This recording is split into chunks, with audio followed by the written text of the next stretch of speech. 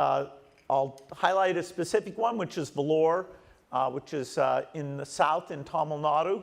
And there, what we're seeing for education and child survival is almost the same as what you would see in a rich country.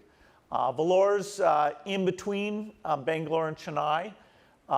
And you can see it's not all by itself up there. There's a lot of districts in India that are very high performing. In Vellore, 98 of 100 children live to see their 5th birthday. And most of the kids get a very good high school education. But other districts in India are more like far poorer countries. For example, in the state of Uttar Pradesh, where our foundation has a long running partnership to work on improving health and nutrition, there are some districts that are still behind. Budawan, for example, it's almost 10% of children don't live until their 5th year. And most of the kids won't get an education past primary school. So this comparison, although it's quite stark, shows a huge opportunity.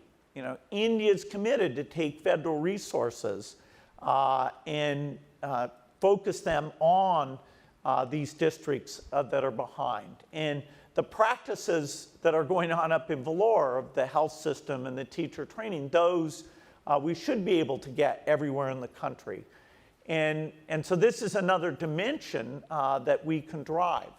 Right now, India isn't on track to achieve the SDGs, but Vellore is on track. In fact, they've achieved them 10 years before the deadline. And so now we have to really understand that, understand the systems approach there, the tools that were used.